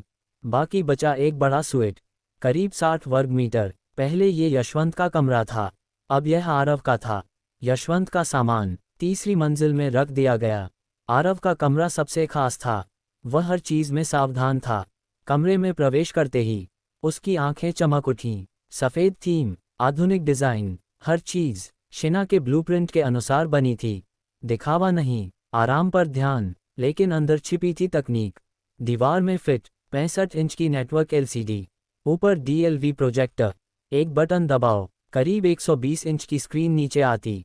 पूरा सिनेमाई अनुभव। बेड के ऊपर पारदर्शी टेम्पर्ड ग्लास, लेकिन उसके ऊपर एक और परत। छत खोखली थी। बेड के पास स्विच दबाओ, ऊपरी छत खुलती, कार के पैनोरामिक सनरूफ की तरह। और लेटा व्यक्ति सीधे तारों को देख सकता था। ये सब शिना के भविष्यवादी डिज़ाइन पर आधारित था। भविष्य जैसी पूर्ण तकनीक नहीं थी, लेकिन जितना संभव था वह उतना करीब पहुंचा। आरव ने सब चेक किया। बाथरूम, ड्रेसिंग रूम, सिस्टम, सब संतोषजनक, विशेषकर बड़ा बिस्तर। एक पल के लिए उसने खुद को जिया को बाहों में लिए, तारों को देखते हुए कल्पना किया। लेकिन अभी 2 दिन और लगेंगे। सफाई बाकी थी, इसलिए वह विला से निकला और अस्पताल की ओर चला गया। उंगली से दाहिनी ओर इशारा फॉलो करें और मेरे channel Hindi audio novel story पर सुनते रहें। अध्याय 120। आरव, आप आ गए। वार्ड के अंदर नंदिनी राव आरव की मां की देखभाल कर रही थी। इन दिनों वह नस सविता से ध्यान से सीख रही थी। अब अगर नस सविता न भी हों तो वह अकेले संभाल सकती थी। आरव ने कमरे में नजर दौड़ाई। नस सविता कहाँ हैं? नंदिनी मां की मांसपेशियों की मालिश कर रही थी। ये काम पहले आरव करता था, अब वह कर रही थी। आज सविता आंटी की बेटी आई है। आंटी उसे स्टेशन लेने गई हैं। ओह, आरव ने मन ही मन हिसाब लगाया। लगता है गर्मी की छुट्टियां आने वाली हैं। वह चुप रहा। वह पास की कुर्सी पर बैठ गया। कुछ देर बाद उसने पूछा, कैसा लग रहा है यहाँ? आदत हो गई। इन दिनों वह रोज आता था, लेकिन दोपहर 12 से 2 के बीच। फिर इंपीरियल क्लब चला जाता। नंदिनी से कम ही बात होती। अक्सर वह नस सविता के साथ होती। आज मौका मिला था। नंदिनी ने साधारण टी शर्ट और जीन्स पहनी थी। कपड़े सस्ते थे, लेकिन उसमें एक अलग ही आभा थी। कुछ लोग कपड़ों से निखरते हैं, कुछ लोग कपड़ों को निखार देते हैं। नंदिनी दूसरी तरह की थी। उसका चेहरा बेहद सुंदर था, सिया से कम नहीं, और जब वह ध्यान से काम करती तो और भी आकर्षक लगती। आरव को उसमें अपने पुराने दिनों की झलक दिखती थी। यहाँ बहुत अच्छा है। सविता आंटी ने मुझे बहुत कुछ सिखाया जो पहले नहीं जानती थी। उसने सिर हिलाया। उसे पता भी नहीं चला कि आरव उसे देख रहा था। आरव हल्का मुस्कुराया। अच्छा है, 2 दिन बाद हम शिफ्ट हो रहे हैं। फिर तुम्हें और सविता आंटी को इतनी दूर से आना नहीं पड़ेगा।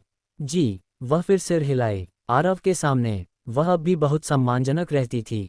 वह जानती थी कि वह उस पर बहुत एहसानमंद है, और वह एहसान मानने वाली लड़की थी। आरव ने पूछा, तुम्हारी माँ अब ठीक हैं? कोई दिक्कत हो तो मुझे बताना। मैं नहीं चाहता कि तुम माँ की देखभाल करते समय चिंतित रहो। नंदिनी ने कृतज्ञता से मुस्कुराया। सब ठीक है, माँ पूरी तरह ठीक हैं। बस सोच रही हैं आगे क्या काम करें। आपका बहुत धन्यवाद। ठीक है, आरव ने और कुछ नहीं कहा। तभी नंदिनी को कुछ याद आया। उसने मालिश रोक दी। थोड़ा झिझक कर बोली, आरव, माँ आपसे मिलकर धन्यवाद कहना चाहती हैं। वह चाहती हैं कि आप हमारे घर खाना खाएं।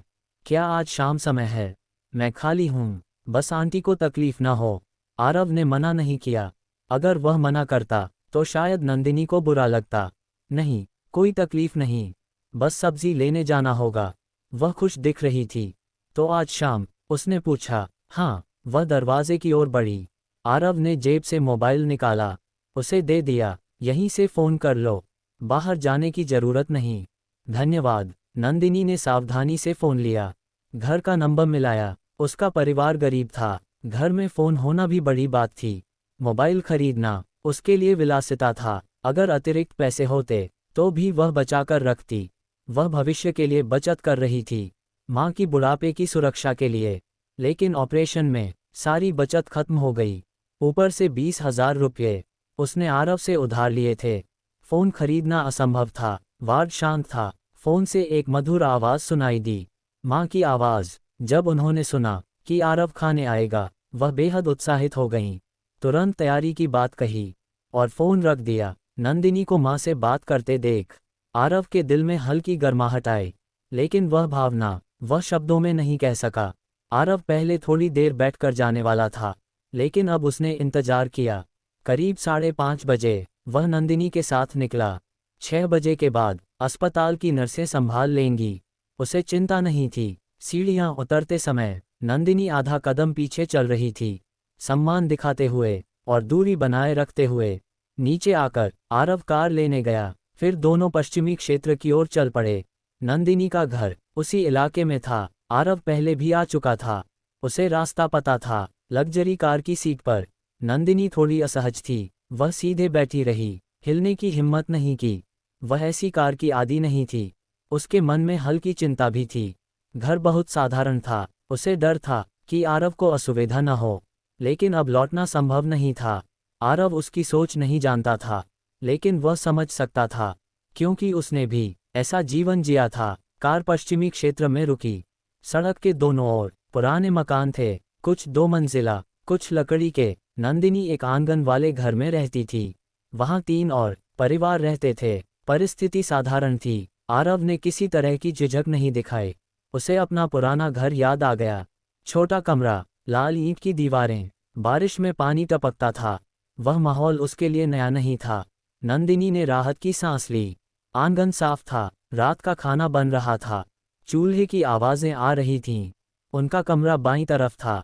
एक लकड़ी का किचन, एक छोटा बेडरूम। किचन में धुआं था। नंदिनी ने अंदर नहीं जाने दिया। उसने जल्दी से एक लंबी लकड़ी की बेंच निकाली, कपड़े से पोंछा, आरव को बैठने को कहा। आरव कुछ कहना चाहता था, लेकिन उसकी गंभीरता देख चुप रहा। जैसे ही वह बैठा, सामने वाले कमरे से एक नंगे बदन का युवक बाहर आया। उसकी नज़र सीधे आरव पर पड़ी और चेहरे पर एक अजीब सा भाव था।